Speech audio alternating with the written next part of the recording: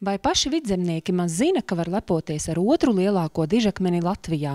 Tas atrodas Madonas novada Praulienes pagastā pie Jaunauziņu mājām Kujas upes krastā.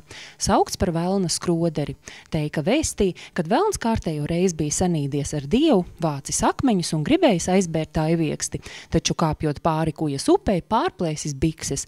Kamēr tās lāpīs, pienācis rīts un kā mucis no gaļa dziesmas, tā pametis lielu akmeni turpat. Pārsvarā cilvēki brauc apskatoties internetā, kad ir šāda vieta un interesējās, jā, iebrauc un saka, kad ir bijuši uz lielāko akmeni, ir redzējuši, ka tur ir ļoti liela atšķirība. Kad, vietas ziņā, kad ir šeit sakopts, kad ir interesanti, kad skaista vieta. Velna skrodera apkārtmērs ir 20 metri, bet tilpums sasniedz pat 100 kubikmetrus. Akmeni pilnībā atsedz 82. gadā, veicot Kujas upes bagarēšanu.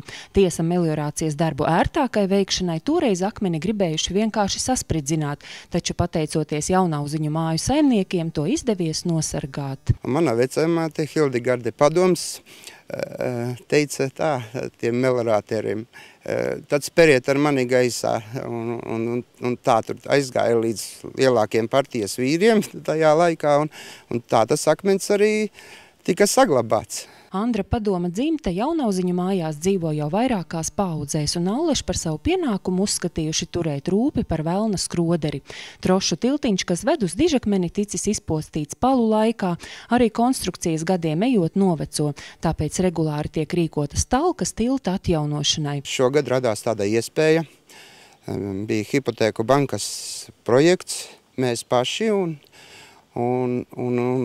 400 latu piedalījos konkursā un 400 latu piešķīra laipu rekonstruēšanai. Un tad mēs samainījām atsaites, stiprinājumus un ar lielu jauku talku, pateicoties maniem kolēģiem, draugiem un Praulienes pagasta iedzīvotājiem, mēs veicām šos darbus. Latvijas akmeņu pētnieku grupa secinājusi, ka Velna skroderim, neraugoties uz divdomīgo nosaukumu, piemīt pozitīva enerģija. Pozitīvo lādiņu māju saimnieki jutuši vienmēr. Svinības, kad notiek manā tēvas sētā, vienmēr akmens ir tā vieta, kur uz viņa ir kurināts pat ugunskurs, tur ir ap 30, pat vairāk cilvēku ir dejojoši, un tas ir tādu pozitīvu enerģiju dod. Mums stāstīja, ka akmens esot ļoti pozitīvi un jautri uzlādēts. Arī jautri, vai jūs to jautrību arī pat esat jutusi?